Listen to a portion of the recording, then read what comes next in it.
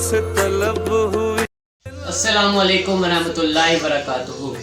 मैं आपका होस्ट अली शाह और उम्मीद करता हूँ कि आप सब खैरियत से होंगे और आप लोग के रमज़ान के रोज़े अच्छे गुजर रहे होंगे। जैसा कि आप लोग जानते हैं कि रमज़ान के जो आखिरी अशरा चल रहा है, इसमें ताक रातें होती हैं और इसमें हम लोग ज़्यादा से ज़्यादा इबादत करते हैं ताकि अल्लाह ताला से हम अपनी बख्शिश मांग सकें, अपने गुनाहों की जो है उनकी हमारे जो ज़्यादा से ज़्यादा गुनाह हमने किए हैं वो उनकी बख्शिश करवा सकें अपने गुनाहों की।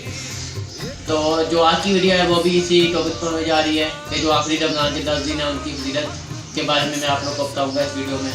कुरान में अल्लाह ताला इरशाद फरमाते हैं, यानी एक ऐसी रात जो 1000 महीने के बराबर है मगर 1000 महीने से बेहतर। तो ज़रा आप खुद ही अंदाज़ा लगाएं कि हमें ऐसी एक रात मिल जाए जो 1000 महीने से बेहतर है तो इसकी क्या ही बात होगी। रमज़ान इस्लामी महीनों में से 8वां महीना है और इसमें 3 अशरे होते हैं। पहला अशरा रहमत का होता है, दूसरा अशरा बख्शिश का और तीसरा अशरा निजात और कामयाबी का होता है।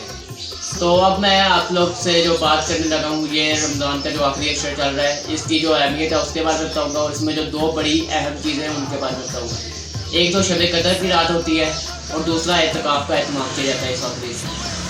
शब कदर 5 रातों में घूमती है, 27 की रात ही शब कदर नहीं, हमारे पूरे मुल्क 27 की रात को इस तरह मनाती है कि यही है।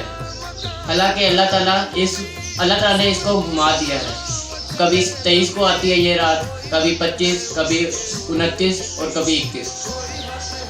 अल्लाह ताला के महबूब तशरीफ़ ला रहे थे शब कदर का बताने के लिए, तो रास्ते में 2 आदमी आपस में लड़ रहे थे। तो आप सल्लल्लाहु अलैहि वसल्लम ने फरमाया, मैं आया था शब कदर का तुम लोग को बताने, लेकिन इनकी लड़ाई की वजह से अल्लाह ताला ने मुझे बुला दिया और अब लिहाजा तुम इन 5 रातों में शब कदर को तलाश करो। तो हमें इस 5 रातों तो इस वजह से हमें इसके लिहाजा हमें 2 चीज़ें मिली। एक तो 5 रातों का जागने से हमें 4 रातों की इबादत और एक शब कदर मिली और दूसरा अल्लाह ताला की रहमत हासिल हुई और अल्लाह ताला की रहमत से ये रात छुपा दी गई अल्लाह ताला ने और ताकि इसकी जो है नाकदरी ना हो सके। और अब बात करते हैं एतकाफ़ की, जो कि रमज़ान के आखिरी 10 दिनों का होता है। एतकाफ़ का मतलब है इस तरह यकसू हो कर बैठना कि दिल अल्लाह ताला की तरफ फिर जाए या मुड़ जाए। इसलिए 10 दिन मस्जिद के अंदर रहना होता है और अल्लाह ताला से राज़ो न्याज़ और अल्लाह ताला से ताल्लुक़ जोड़ने की कोशिश की जाती है।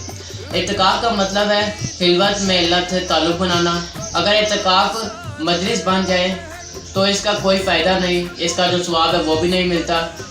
एक दिन का एतकाफ़ जहन्नम से 3 खंदक दूरी पर है और 1 खंदक का फासला ज़मीन से आसमान तक का है।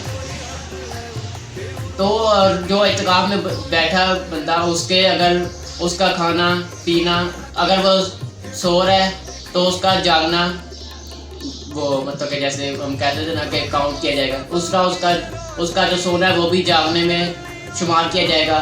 और 5 रातों में एक रात शब कदर की होती है, इंशाल्लाह वो भी उसको मिल जाती है।